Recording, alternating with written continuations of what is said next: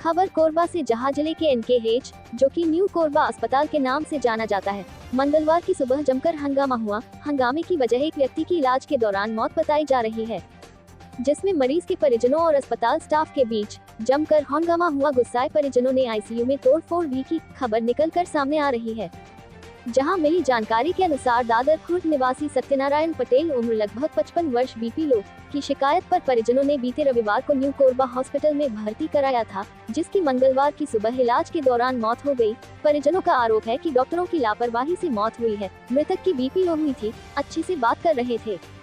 डॉक्टरों ने बताया कि मौत हो गई है, हमें मिलने भी नहीं देते थे। वही डॉक्टर का कहना है कि मृतक के फेफड़ों में पानी भर गया था, जिस वजह से ऑक्सीजन की कमी हो रही थी और इलाज के दौरान उसकी मौत हो गई। इधर घटना की सूचना पर सिविल लाइन पुलिस मौके पर पहुंची और स्थिति को नियंत्रण कर आगे कार्यवाही की बात कह रही है। मेरा नाम डॉक्टर सुदीप्त शाह है। मैं न्यू कोरबा हॉस्पिटल में ICU इंचार्ज हूँ। जो घटना हुई है, एक मरीज मिस्टर सत्यनारायण पटेल हैं, जो 55 साल के उम्र के हैं। हमारे यहाँ एडमिट हुए थे 24 तारीख को, शनिवार के दोपहर में। उनको जब एडमिट किया गया था तो उनको चक्कर, घबराहट और के साथ उनको लाया गया था रिलेटिव्स के द्वारा।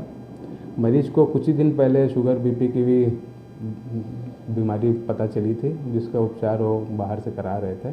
जब हमारे यहाँ मरीज को लाया गया था तो मरीज होश में थे, लेकिन उनमें सांस में दिक्कत हो रहा था थोड़ा। उनकी BP लो कम थी। जब हमने जांच पड़ताल की तो हमको पता चला कि उनके फेफड़े में लेफ्ट वाले साइड में पानी भरा हुआ है और उनकी किडनी की रिपोर्ट भी ख़राब थी और ब्लड टेस्ट में माइनर हार्ट अटैक भी दिख रहा था उनके। तो हमने उसके अनुसार उनको उपचार किया, लंग्स के स्पेशलिस्ट को भी दिखाया और फेफड़े से पानी निकालने की प्रक्रिया किया गया। जब पानी निकाला तो पानी नहीं था, उसकी जगह खून था। तो खून को हमने निकाला और उनको रिश्तेदार को बताया कि एक पाइप डाल के खून को निकालना पड़ेगा। ये सब चलते चलते पेशेंट मरीज ICU में ही थे, लेकिन उनको क्योंकि उनको लत थी तम्बाकू, गुड़ाकू और गांजा की, तो उसके कारण वो बेचैन होते रहते थे, अपने बिस्तर पे रहना नहीं चाहते थे, बार बार इधर उधर भागना, ऑक्सीजन की मास्क को निकाल देना, ये सब कर रहे थे। उनके रिलेटिव्स को बार बार समझाया भी गया था और उन्हें कि ICU में ही ज़रूरत है और ये सब चीज़ों की ज़रूरत है और उन्हें कंटिन्यूस ऑक्सीजन मॉनिटरिंग और ऑक्सीजन देने की ज़रूरत है। रिलेटिव्स चाह रहे थे कि उनको वार्ड में भेजा जाए, लेकिन हमने उनको समझाया कि इनकी कंडीशन और ख़राब हो सकती है, इसलिए यहाँ रखा जाए।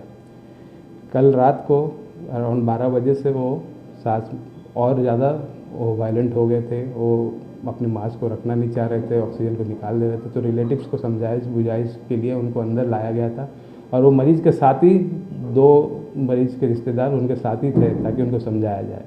इनके साथ रहते रहते आज सुबह करीब 6 बजे मरीज़ अचानक से बेहोश हो गए और उनकी धीरे गति रुक गई थी।